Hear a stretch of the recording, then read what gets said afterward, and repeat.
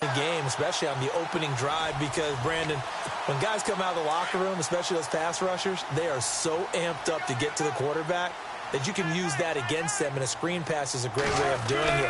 A lot of teams against good pass rushing teams, they want to run the screen 10 to 12 times in a game. It's a loss of 5 there, bringing up second.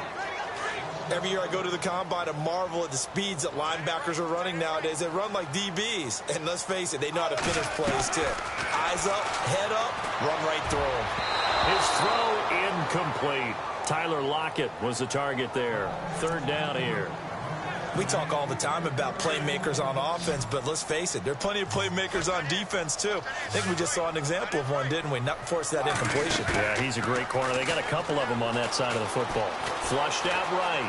And some room to maneuver. And the stop here will come at the 38-yard line. It's a gain of 9 yards. And that'll bring up 4th down. They'll try and throw for it with Wilson. Looking for Baldwin, intercepted. Picked off at the 21. And he's able to get it back to the 33-yard line. And they told us repeatedly earlier in the week in our meetings, we need some plays from our defense here on the road early. They got one. And don't think they were above all week long pointing out to their defense that the other defense is rated higher than them. You going to let that happen, guys? Is that how we're going to play? And they responded to the challenge. The numbers for Gore on the ground last week.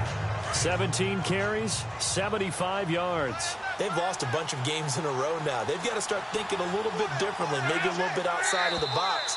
Find other ways to move the football. I don't know if you're going to do it through the air or maybe change up how you establish your run game.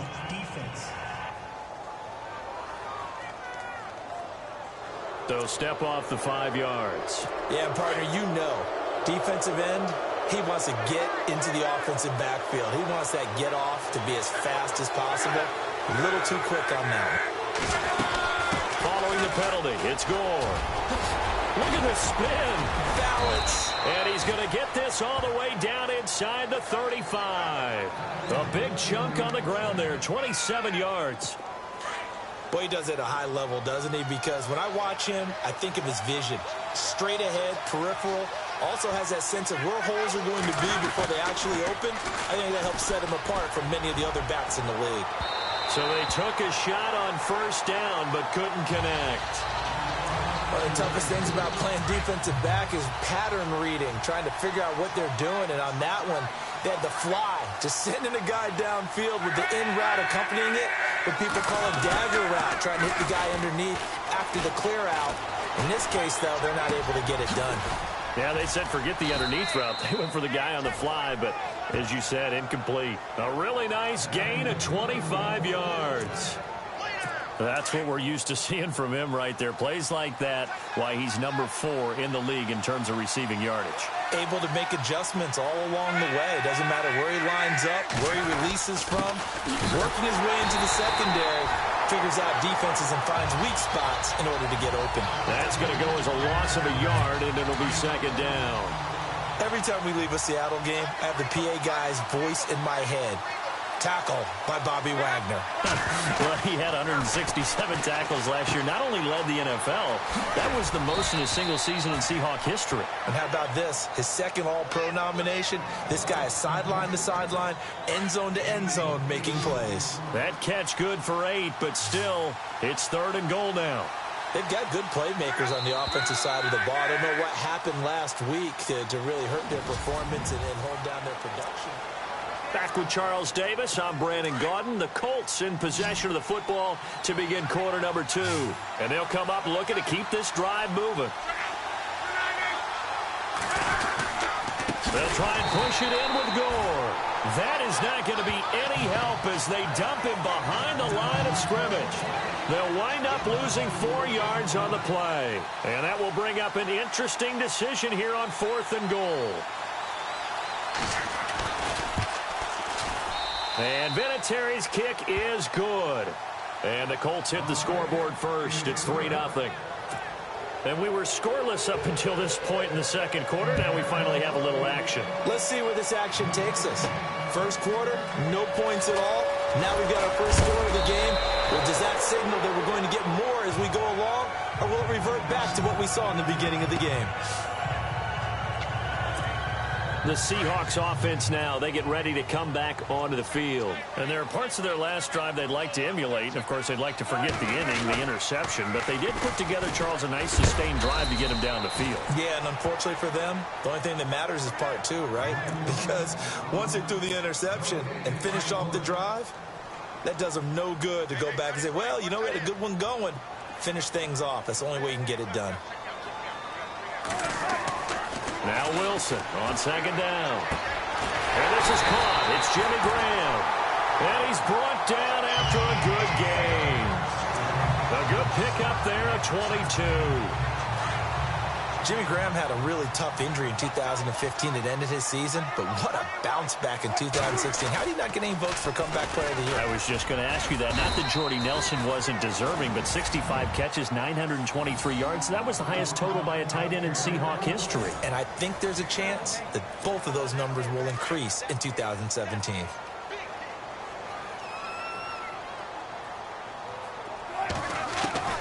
On second down, Wilson. That'll be incomplete. The intended receiver, Tavon Austin. And now it's third down. Had an open man that time, but ended up putting a little too much heat on it, don't you think, partner? Absolutely. Just needed a touch more air under it. Instead, he fired an absolute bullet.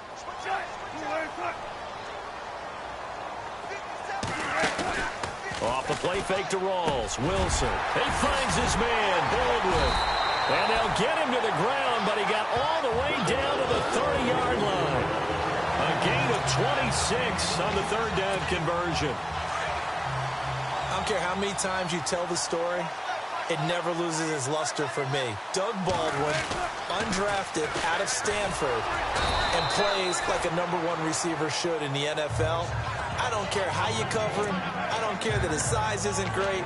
He's the one that typically comes up with the football. Absolutely. His roots go all the way back to Gulf Breeze, Florida, where he's from, right on the water near Pensacola. And then, of course, to Stanford. And, boy, he's been good. Again, it's Hill. And he'll get about 4 as he's brought down at the 24. The Seahawks on third down. Just 1 for 3 thus far. This is 3rd and 4. Wilson. Now they set up the screen. That's complete. And he's going to lose yards. They take him down at the 26. Call it a loss of 2 on the play. And it'll be 4th down. They're going on 4th down. It's Wilson. And my goodness, this is incomplete. Boy, it looked like he had it and dropped it. And the Colts are going to take over with a football. And he'll have a tough time living that one down. It's one thing, Charles, to drop a pass. It's quite another to drop it on 4th down. And so many teams work on that in terms of locking in on those key downs. You know, I've seen, you and I both been to practices where we've seen, hey, 3rd down situation, big 3rd down alert, lock in here, 4th down play, make sure you're focused just a little bit extra. It didn't pay off in that situation. Seeing that play and understand just how tough it is to cover tight ends, especially the ones running around the NFL nowadays, makes me glad I didn't make it in that league. I would have had a really difficult time. But now you get to sit up here with me. Yeah, and that's fun, isn't it? And what a really nice gain right there on 1st down for them. Brings up a nice 2nd down for them.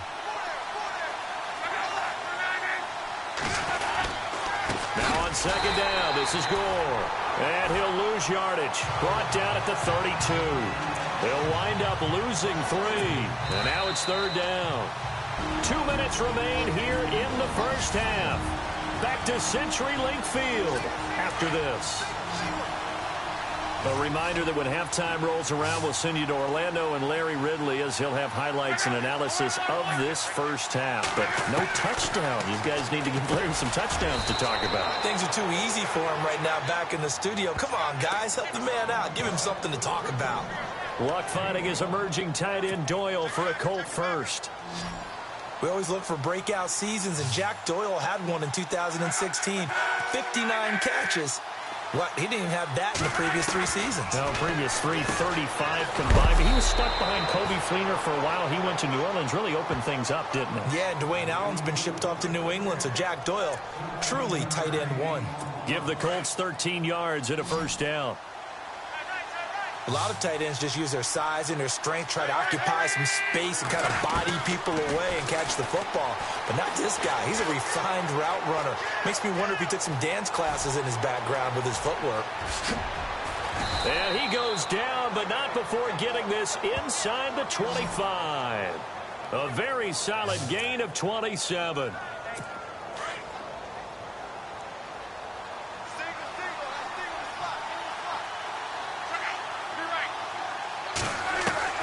On 1st and 10, Locke got his man complete over the middle. That's Doyle.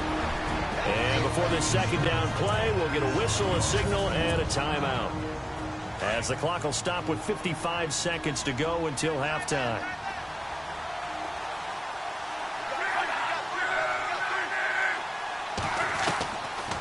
On the draw, Luck gives to Gore. And he's brought down just outside of the 10 at the 11. Now whistles come in. We're going to get a timeout here by the offense, as they get the stoppage with just under 50 seconds remaining in half number 1.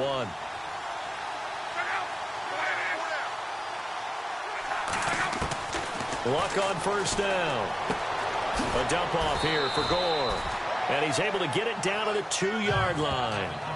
Give him 9 on the play, and it'll be second and about a yard.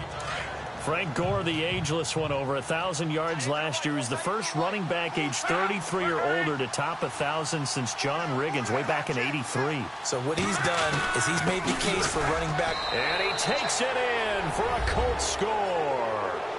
Frank Gore, his 4th touchdown on the year. And the Colts are able to grow their lead. And that'll give them a 2-score lead here, but I'm looking ahead. They just want to hold it for the final moments here in the second quarter. They don't want to give up anything on the other side. No, not at all, because if they don't, it almost had the feel of an imposing their will score. And right now, they want to make sure they keep that and carry it into the second half. And he will be brought down here at about the 17-yard line. And the Seahawks get ready to trot out on the field. And the ball backed way up, so thinking with this amount of time on the clock, probably just sit on it, and we'll see these two teams go to the lockers. Yeah, I don't think you want to overthink it in this situation. Either side of the ball. Just go ahead and finish up the half and get on out and talk about it. And it pops free. The collision there jarred the ball loose and brings up second down. This team is not going to make it easy for you. They're a physical group, and we just saw it there on that play. He came in, made the contact, just as he's trying to haul it in. Now a 10th carry for Hill. Big hold of the 30. And he's going to get this one across the 30-yard line. And now we won't see a play on 1st down. We're going to get a timeout instead, as they'll stop it with 14 seconds to go in this first half.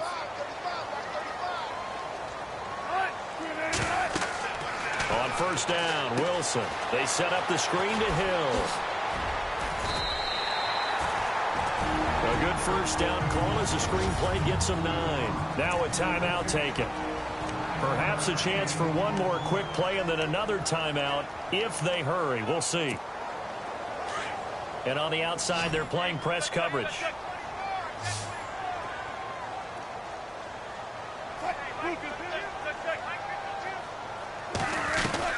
On 2nd down, here's Wilson. And this is incomplete with a clock showing just 3 seconds left. The one thing that I've liked defensively is that they've shown them a lot of different looks here in the first half. They've come after them. They've sat back. I think that's what you need to do to keep an offense guessing. And they certainly have kept them on their toes. That's why they haven't had much success on the scoreboard. He's going to float this one deep right side. And unable to connect on the long pass. It falls down incomplete. So we come to halftime here with the visiting Colts taking the lead to the locker room. As we send you cross country to our EA Sports Studios in Orlando with our halftime report, here's Larry Ridley. That'll be taken in the end zone.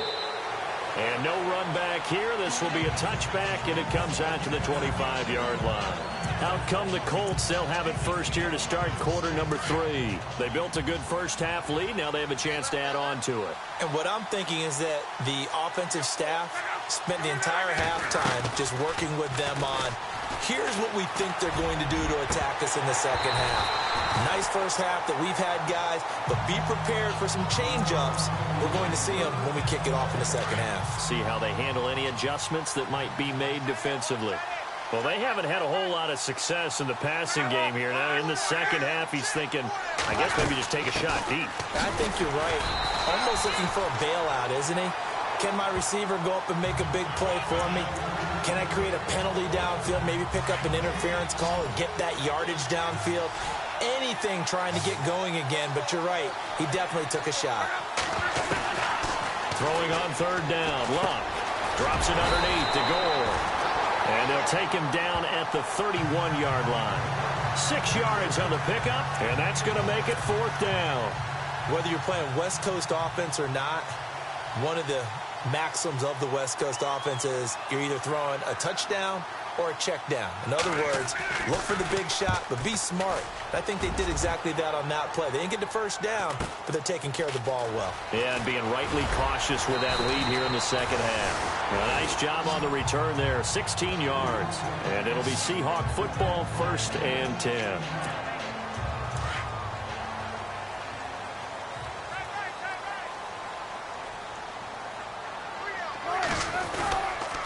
They'll try to get the offense going with Hill. And this play will be blown up. He'll lose yardage back at the 38.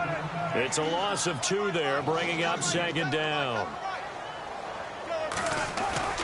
Looking to throw on 2nd down. Wilson. He rifles one that's intercepted. He's picked off at his own 46. And he's able to take this one back to the 36.